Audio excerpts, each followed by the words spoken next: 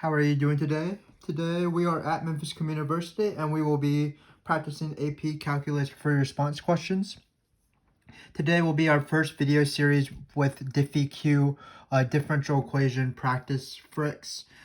This is going to be difficulty number 1. Just like normal, if you before you watch this video, you might want to check out our differential equation FRQ overview that I created. Also, we have videos on most of the differential equation topics, especially separate and integrate. So check that out if you want to practice those before you come to this one. But again, we're doing differential equation FRQs. And these are usually the last AP FRQs on an AB exam. It's number 6 usually.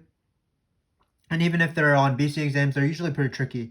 So even if we consider this difficulty 1 of 10, so I'm going to create 10 different videos that are similar to this, where we slowly ramp up the difficulty every single time.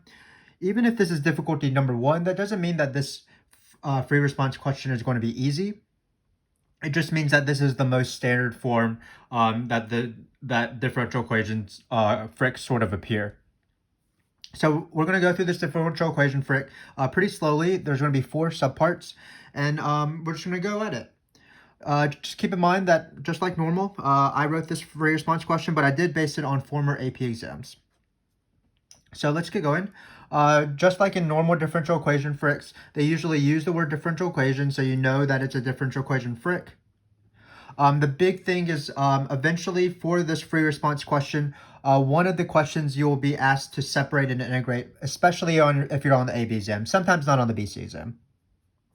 And when you're asked to separate and integrate, you want to be very careful because that's the majority of the question. So, for example, AP questions are usually out of 9 points, and the separate and integrate question is 5 or 6 out of 9 points. So the other parts of the question, so for example, this first question about slope fields, that's not as important in terms of just getting as many points as possible on the AP exam. So the differential equation FRQ is a little bit different than other FRQs, because other FRQs, it's more equally separated in terms of the subparts. But again, we just want to focus on the separation and integration, separate and integrate, or some people call it the separable equation part of the FRQ. Separation of variables is another name for what people call it. But let's get going. The given is going to be the differential equation. So we're going to be using this differential equation throughout the question. So just be reminded of that. It's going to be used for every single subpart. The other important given is this initial condition 2, -1. Basically, this function, f of x or y, satisfies this differential equation. So if you took its derivative, it would satisfy this. So let's start off with a little bit of a warm-up, which is drawing slope fields, which, in my opinion, actually is the hardest part of the question. We're not going to have 12 points here. We're going to only have 9, so I can't count. But it's these 9 points right here. And for these slope fields, I call this the dot question because we have dots, of course. It's one of the only questions on the AP exam where you'll be drawing something. It is an easy question, but it is a little bit of an annoying process. So let me remind you what to do. So you take this differential equation, which again is going to be this. I'm going to write it out. And what you're going to do is you're going to plug in all 9 of these dots individually, the coordinates of these points. And when you plug them in, you're just going to find the slope at that point, and then you're going to draw a little line that indicates that slope. So for example, let's plug in, what's the best one to plug in first? Let's plug in, 2, 1. So this point right here. So at this point is 2, 1. So notice we have an x coordinate and a y coordinate. So when you plug this in, all you do is you plug the x for 2 and the y for 1. And then you find what the slope is. So if you plug in 2 here, you're going to get 2 minus 1, which is 1 over 1. So the slope is going to be 1 at this specific point. And then what we're going to do is we're going to draw a little line segment that signifies slope 1, the most famous slope. So it looks sort of a 45 degrees, and it's going to look like that. And then you do this process for every single point. So that's why people find it annoying. But again, some people feel like this is almost too easy. We're just plugging in these numbers and just drawing little slopes. So it is an annoying question. It will take a little bit of time as we do this, but just try to do it slowly and you will probably do it right. One thing to keep in mind is that sometimes you don't have to consider all these points individually. You can group slopes because they'll have the same slope. So for example, let's look at this. So notice no matter what y is, if we plug in x is equal to 1, so along this column, when we plug in 1 here, 1 minus 1 is equal to 0. So no matter what y is, it's going to be 0 over a positive number, which is just 0. So I can draw all three of these dots and because I know that the slope is 0. And again, a slope 0 means it's a horizontal line. And then let's just do some of these dots. So for example, this side is where x is equal to 0. So when, on the top, when you plug in 0, you're going to get negative 1. So it's going to be negative 1 over 1. So it's going to be the opposite of this slope. And then it's going to be negative 1 over 4, which is going to be a little bit steeper but negative still. No, sorry, that's wrong. That's wrong. Negative 1 over 4 is going to be a flatter slope. So I messed up this point. So this is the parallels of writing in pen.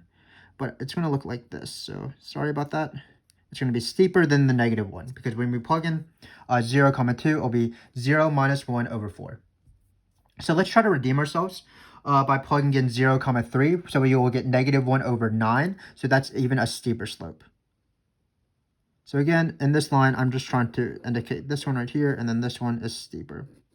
So obviously, I'm not doing this very precisely. Let's finish this off, though, before we talk about what you want to be looking for. So when you plug in 2, you'll get 1 on the top, so it'll be 1 over 4, so it's the positive of these two slopes. But again, 1/4, as I just missed, is going to be flatter than slope 1. So it's going to be something like this. And then 1/9, when you plug in this final point 2, 3, is going to be even flatter. So what they're looking for, or what I look for when I grade my students' test, is I look for slope zeros because you can technically draw slope zeros perfectly right. They're just going to be a straight horizontal line. And then I look, for example, whether the positive slopes are positive. So here the slopes were supposed to be positive, and they're all going positive slope lines just from Algebra 1. And then these slopes are negative. Perhaps they look for whether slopes that are both positive compare in terms of steepness. So for example, in this case, m is equal to 1/4 here because it was 2 minus 1 over 2 squared, so it's 1/4. And then this slope is 1, and slope 1 is steeper than slope 1/4 because of rise over run. And again, on this side, it would be less steep, the slope negative 1/4, the line that I drew correctly and not this misdrawn line.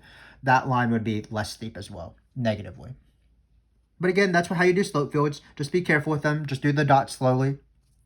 What some of my students do is they'll list out the slope right next to it. So they'll write, for example, like m is equal to 1/4, and that's perfectly fine.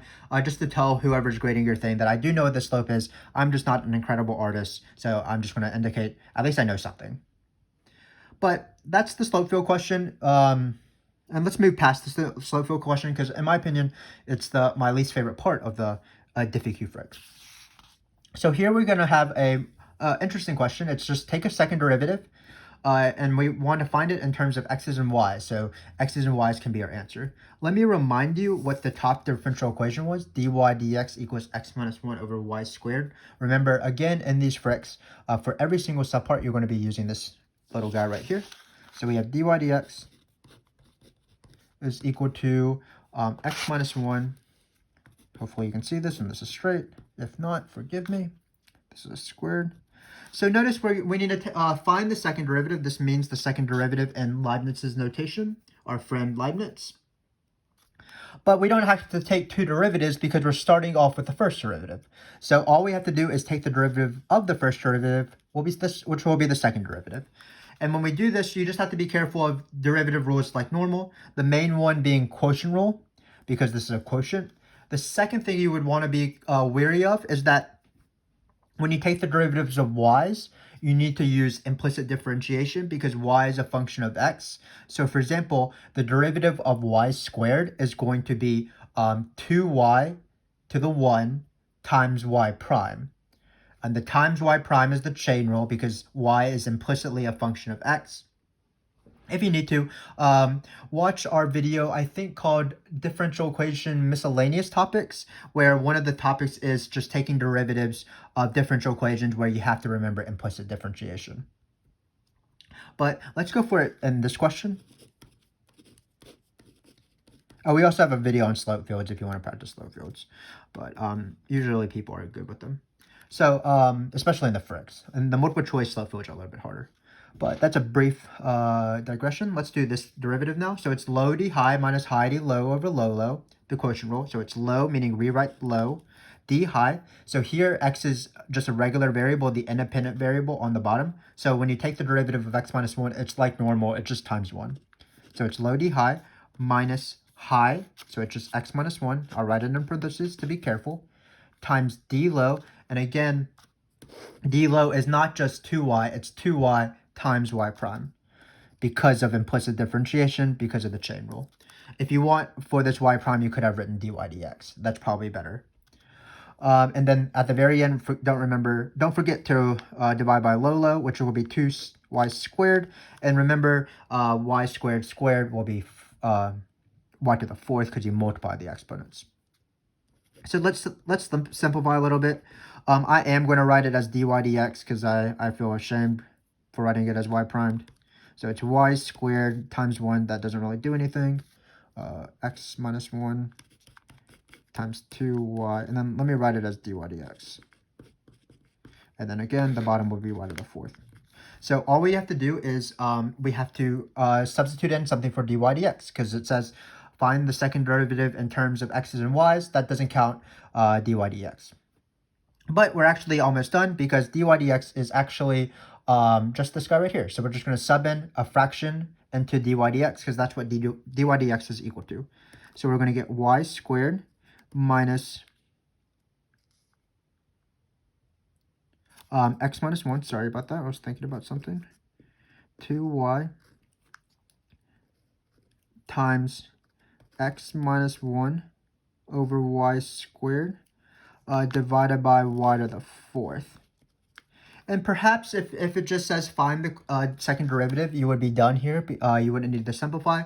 But if it said show that it was something, they would probably simplify it. So what I'm going to do is I am going to simplify it. Basically, I'm going to try to get rid of this fraction, and then I'm going to stop.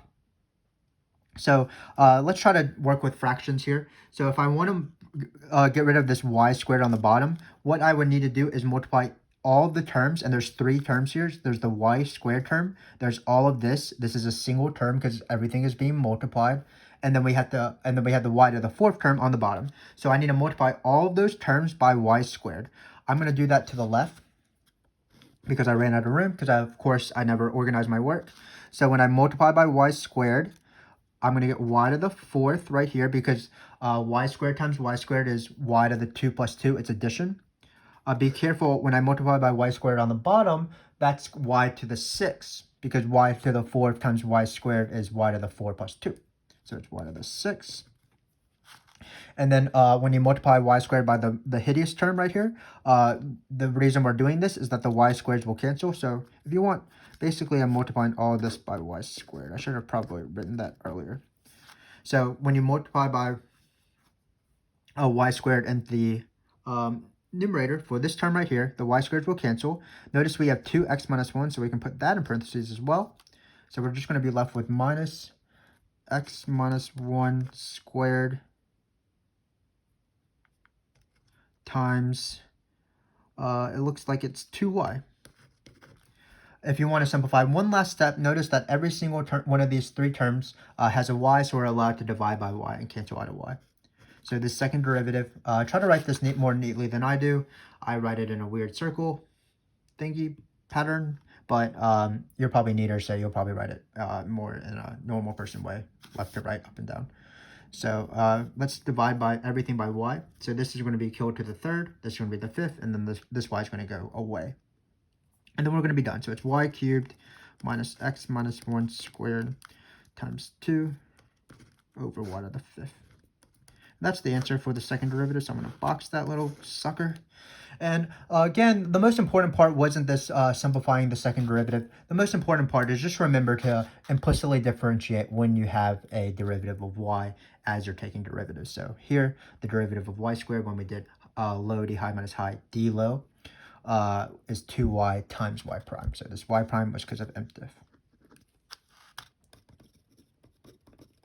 Let's move on though. Let's do the last two questions. So we have find the equation of the tangent line to the graph of f at x equals 2.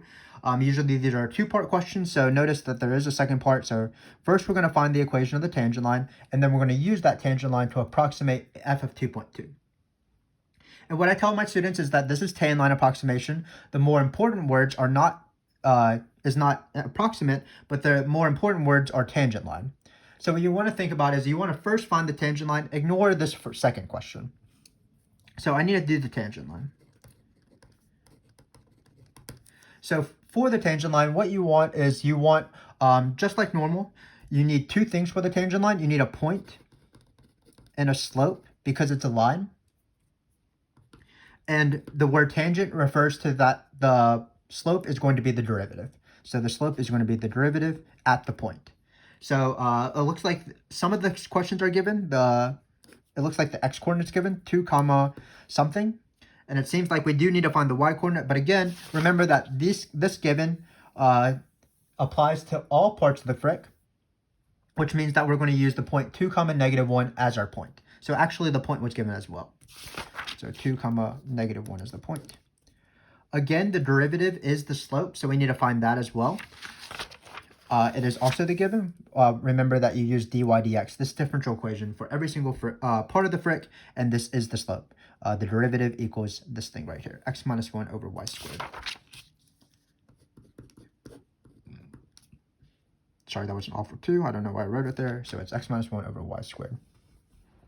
And then we need the derivative to be a number. So what we're going to do is we're going to just plug in this point 2 comma negative 1. So plugging in 2 comma negative 1. This vertical bar just means I'm going to plug in x for 2 and then negative 1 for y. Let's do that real quick. So 2 minus 1 looks to be 1, of course, and then negative 1 squared. So this is not the most interesting question. I'm sorry about that. I did not anticipate this coming, but it looks like the slope is just 1. So not super eventful, but we can still work with it. 2 comma negative 1, that seems to be right. Did we have that point earlier? No, 2 negative 1 was somewhere down here. But that's no matter. What we're going to do is we're going to write the equation of the line using this point and this slope. So the equation of the line, I like to use point slope form because it's the best form, because all you need is a point and a slope and you're done. So it's going to be y minus the y coordinate, so it's plus 1 equals the slope. So I'm going to write 1 here, but I mean, it's 1, so you don't really have to write it, times x minus 2. So just remember that some questions have two parts. Some students are great at math, but sometimes they misread the question, so they only answer half the question. Here, the equation of the tangent line was only half the question. We do need to approximate f of 2.2 during using this line. So this is where the 2.2 number comes in. So I tell my students, avoid this weird decimal number. It's usually a decimal until the very end, and now it comes into play. So what we're going to do is we're going to plug in 2.2 into x. So we're going to get y is equal to 2.2 minus 2 times 1 minus 1, and then we're just going to solve for y, and then we're done.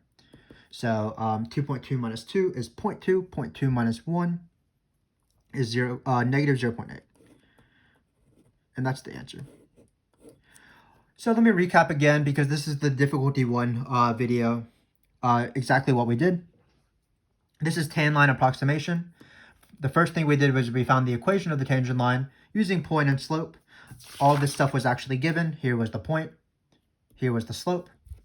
So basically what I was only had to do was I had to plug in this point, x for 2, y for negative 1, into the slope.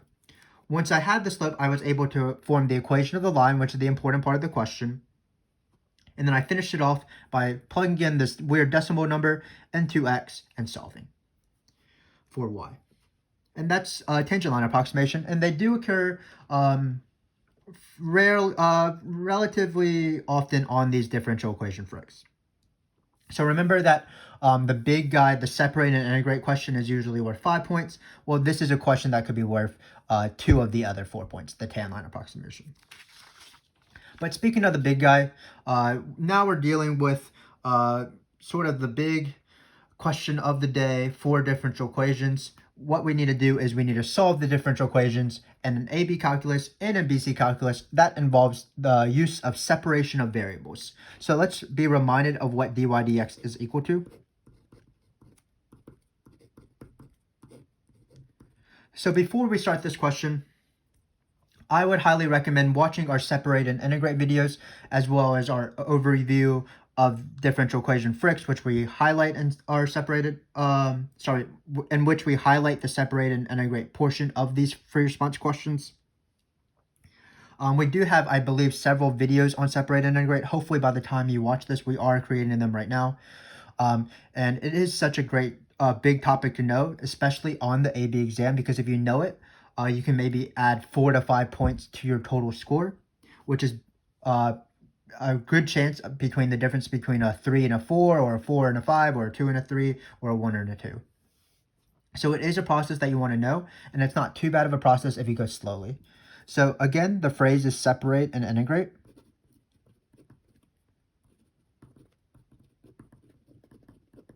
If you want, you can get in the habit of remembering the phrase as separate and integrate plus c, because the plus c is actually worth a lot of the points, as we'll see.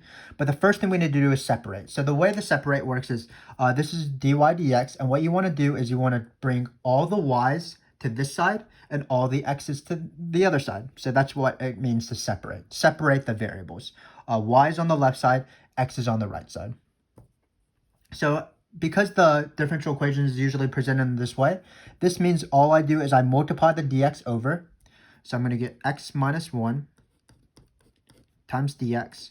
And then I look at this side and I decide, should I multiply the y squared over, or should I divide the y squared over so that it's on the other side? And in this case, we would multiply the y squared over, so we get y squared times dy. Just be very careful when you do your separate step. It is sort of a make or break step, because if you mess it up, unfortunately, it kind of screws up the rest of the integral. So pay attention to it. It is not too bad. You're just maneuvering things around, but it is easy to accidentally divide when you meant to multiply and things like that. Before we go on, I want to talk about my 2 hints in terms of separate. If you had a constant here, like if you had a 5 outside here, the best thing to do is keep it on the x side and not bring it down into the y side. Because technically you would have a choice with 5, because 5 is neither x or a y, so you can bring it to either side, but it's best to keep it in the x side because it's no longer, it would not be in a fraction. We do have examples of that in future videos and of this playlist, so when the difficulty ramps up a little bit.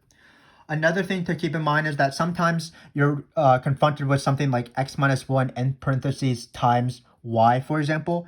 You don't want to distribute that. Like say we had x minus 1 times y equals dy dx instead. Or maybe like dy squared or something. So basically the same exact thing, but it's multiplied instead of divide. Again, this is a different question, but the one thing that some students do is they have the urge to distribute, but that's not a good step, because if you distribute this guy inside here, it's going to be harder to separate it. So when I separate these variables, I'm always using either multiplication or division. So here you would just divide by y squared to the other side. But again, that's not the question, so I'm going to mark it out a little bit so that we can focus on this one. So now we are ready for the second step of separate and integrate, which is, of course, integrate. And what you want to do is you just want to take each one by itself. So we get the integral of x is x squared over 2 minus x using power rules. It's pretty easy derivative. And then technically this is not right, because we will need to write plus c. Because again, we need to solve for the plus c so that this is the only function that satisfies this differential equation at this point. Remembering the plus c is just so important. Sometimes they'll just give you a point if you write plus c and all your other work is wrong. We do have to do the y side. So the y side, the integral is y cubed over 3. if you've seen some of our videos, you might know that there should be a plus C on this side as well. But if you bring it to this side, you can combine the plus C's to form 1C. So that's why I always have just plus C on my right side. And if you also seen our videos, you would know that there's an important two important cases that appear in these free response questions. Basically, there's questions where ln of something with y appears. And then there's some times when that doesn't appear. And in this case, of course, this is not ln of y, so this did not appear. But the ln of y case is a little bit different, how I teach it, when it's versus the non-ln of y case. So please consider watching our separate and integrate videos for those practices if you need that. But in this case, we have the easier case, which is the non-ln of y. So all we're going to do is we're going to solve for plus c. And how to do that is we're going to plug in our initial condition. So what you do is you plug in the initial condition. It's 2, -1. So let's do this slowly. Again, you would plug in -1 into x and then 2 for y.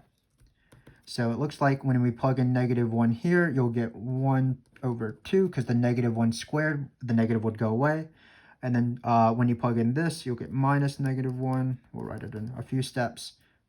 Sorry, I'm doing this wrong. I don't know what I'm doing. So again, we're plugging in this initial condition, but 2 is for x, -1 is for y.